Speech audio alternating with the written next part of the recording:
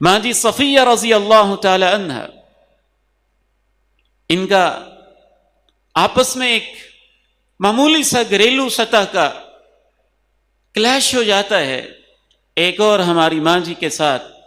وہ سیدہ حفصہ رضی اللہ تعالی عنہا ہیں، ان کا اپنا ایک مقام ہے، وہ وقت کے ایک عظیم صحابی کی بیٹی ہیں، اور سیدہ صفیہ رضی اللہ تعالی عنہا، ان کے والد یہودی رہے، تو آپس میں جب ان کا تنازع ہوا تو ہماری ماں جی حفصہ نے کہا یا ابنت الیہودی، تو یہودی کی بیٹی ہے، تیرا باپ یہودی ہے اور تو ایک یہودی کی بیٹی ہے، اور تو میرا مقابلہ کرتی ہے، میرے سامنے آتی ہے۔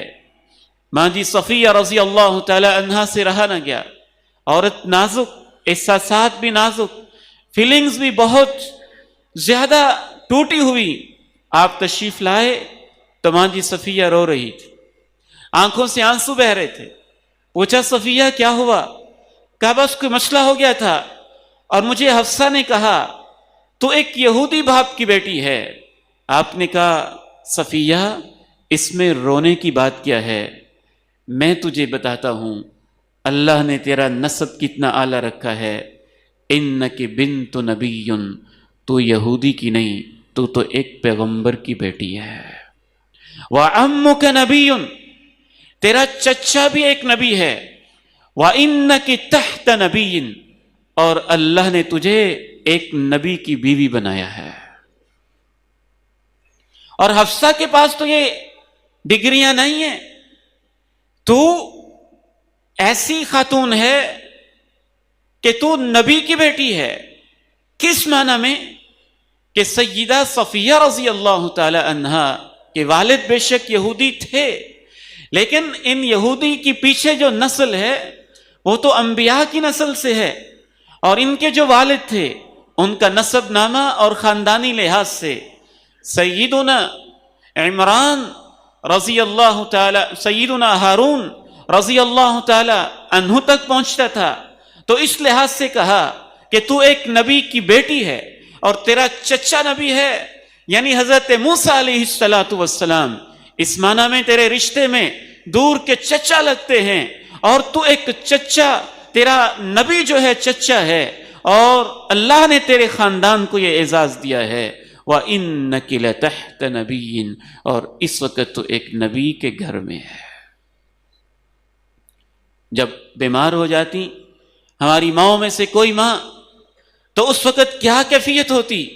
آپ اپنا دست مبارک رکھتے، خود دم کرتے، یہ دعا پڑھتے۔ ماں جی عائشہ رضی اللہ تعالی عنہا بیان فرماتی ہیں رب الناس اذهب البأس واشف انت الشافی لا شفاء الا شفاؤک شفاء لا یغادر سقما، اے انسانوں کے رب تکلیف کو دور فرما دے اور تو شفا دے دے، تیرے سوا کسی کی شفا کام نہیں کرتی، اور جب تو شفا دینے پہ آئے تو کوئی بیماری یہاں رہ نہیں سکتی ہے۔ اس انداز سے محبت کے ساتھ آپ علیہ السلام دم کر رہے ہوتے، تو عورت کی نفسیات کو سمجھنا، وہ کیسے خوش ہے، کیسے ناراض ہے، اور کس چیز پہ خوش ہے وہ کرنے کی کوشش کرنا شریعت میں اگر وہ جائز ہے، اور جس چیز پہ وہ ناراض ہوتی ہے اس سے بچنا اور اوائڈ کرنے کی کوشش کرنا، یہ اللہ کے نبی علیہ السلام کا خاصہ تھا، اور اس حد تک آپ کے اندر یہ صفت اللہ رب العزت نے خوبی رکھی ہوئی تھی کہ اس کی طرف تو اللہ کے قرآن میں بھی اشارہ پایا جاتا ہے۔